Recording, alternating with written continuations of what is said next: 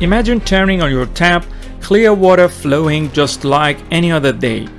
But what if that water carried an invisible legacy? A legacy of convenience from decades past, now presenting one of the most persistent environmental challenges of our time. Meet PFAS, the forever chemicals lurking in waterproof jackets, non-stick frying pans, drinking water, and maybe even your body. In this video, we will explore what these forever chemicals are and where they are being found. We will then break down the massive engineering challenges to remove them, discuss the recent changes in water treatment standards, and explain what you can do to stay informed and safe. Welcome to Water to Help. I'm Amin Talay, and together we will explore water and climate solutions that shape our future. Stay with me.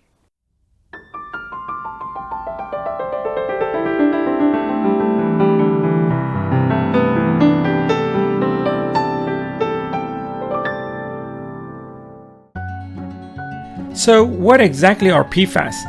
It stands for per- and polyfluoroalkyl substances. This isn't just one chemical, it's a family of over 4,000 synthetic compounds. Their secret lies in one of the strongest bonds in chemistry, the carbon-fluorine bond. This bond gives them their superpowers, resistance to heat, oil, and water, making them perfect for everything from stain-proofing carpets to creating life-saving firefighting foams. But this strength is also their greatest downfall. These forever chemicals are so stable they don't naturally degrade for hundreds or even thousands of years. This incredible persistence leads to two major problems. They travel and they accumulate. Once in our groundwater, they can move for kilometers, and when we are exposed to them, they build up in our bodies over time. This is what we call bioaccumulation. PFAS exposure is linked to cancers, immune issues, developmental disorders, and hormone disruptions, and that's why even minuscule amounts in our drinking water are a concern. It's easy to think of it as a distant industrial problem, but PFAS contamination is a local reality across many countries, including the USA and Australia. In the US, recent data shows over 9,500 contaminated sites across 50 states, a global crisis unfolding in real time. In Australia, some of the most prominent cases are linked to the historical use of firefighting foams known as AFFF. In these cases, decades of fire training drills contaminated soil and groundwater, impacting the lives and livelihood of local communities. But it is not just firefighting foam. PFAS can enter our environment from industrial sites and leach out of landfills.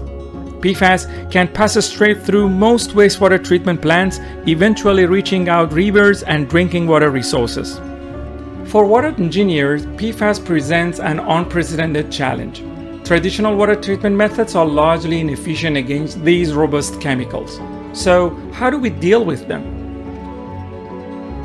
Currently, the most effective methods don't destroy PFAS, they just trap them. Technologies like granular activated carbon, ion exchange resins, and nanofiltration act like powerful sponges pulling the PFAS molecules out of water.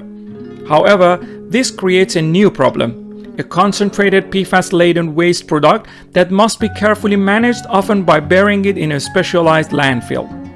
That's why the ultimate goal is PFAS destruction. But how do we break a bond that was designed to last forever? Researchers are developing cutting-edge technologies like electrochemical oxidation, plasma-based treatment, and supercritical water oxidation that can completely break down these molecules into harmless components. However, these techniques are generally costly and energy-intensive. It's a race against time, requiring massive investment and global collaboration to scale these solutions and come up with new, more energy-efficient techniques. On the other hand, governments worldwide have begun to take PFAS more seriously. In the US, enforceable limits are now set for 6 PFAS, supported by nearly $1 billion in federal funding to upgrade water systems. In June 2025, Australia tightened drinking water guidelines to further minimize the risk of PFAS in supplied water. Besides, Australia's 2025 ban on some of the most problematic PFAS chemicals has been another critical step. but continued investment in new treatment technologies and responsible management of contaminated sites is still essential. So, what can you do? First, stay informed. Check your local water authority's public reports on water quality. If you have concerns, look for home water filters certified by NSF to remove PFOA, PFOS substances. Beyond that, make informed consumer choices. Look for products explicitly labeled PFAS-free or PFC-free, especially in cookware, rainwear, textiles, and cosmetics. And don't forget to always advocate for stronger regulations, more testing, and safer disposal practices. PFAS pose a formidable challenge, but not an insurmountable one. The science of PFAS treatment is advancing rapidly, driven by regulatory pressure and growing demand for safer solutions. The future points to energy-efficient and cost-effective approaches with innovations like UV reduction and visible light photocatalysis leading the way. Selective sorbents are being engineered with remarkable precision to capture PFAS, while AI and smart systems promise real-time monitoring and adaptive control, making treatment more efficient and affordable than ever.